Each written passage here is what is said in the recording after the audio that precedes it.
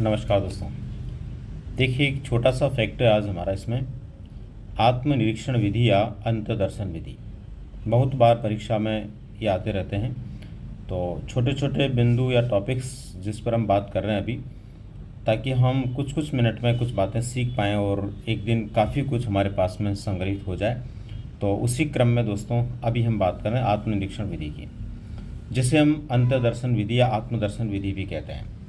दोस्तों, ये अंतर्दर्शन विधि या आत्मदर्शन विधि है, ये मनोविज्ञान की प्राचीन विधि कहलाती है।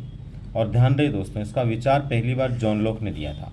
जनरली हम ये ध्यान में रखते हैं कि इस विधि को विलियम वुंट ने जो है स्थापित किया, लेकिन अगर ऐसा आ जाता है कि इसका विचार सबसे पहले किसने दिया, तो ध्यान रहे जॉन लॉक ने जो है 17वीं सदी में सबसे पहले इसका विचार दिया था।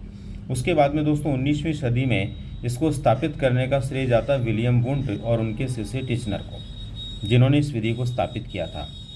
अब मतलब क्या है, इसका अभिप्राय क्या है दोस्तों? इसका अभिप्राय है कि अपने आप को देखना या आत्मनिरीक्षण करना, खुद को देखना या आत्मनिरीक्षण करना, इसका अर्थ होता है इस विधि में व्यक्ति खुद के बारे में बताता है या एक व्यक्ति से जब उसके व्यक्तित्व के बारे में जानने का प्रयास करते हैं, उसकी जानकारी लेने का प्रयास करते हैं, तो ये ऐसी विधि है दोस्तों जिसके अंदर व्यक्ति को खुद को अपने आप के बारे में बताना पड़ता है।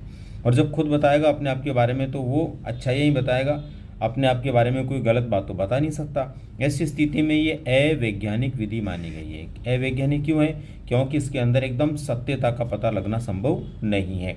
तो दोस्तों, ये है आत्मनिरीक्षण विधि या अंतर्दर्शन विधि। सुनिश्चित रूप से ये कंसेप्ट आपको ध्यान में रखना है, कई बार परीक्षा में पूछा जाता है। तो इसका जनक ध्यान रखना है, इसके विचारक ध्यान में रखना है, इसका मीनिंग ध्यान में रखना है, और ये अवैज्ञानिक विधि है, ये आपको ध्यान में रखना है।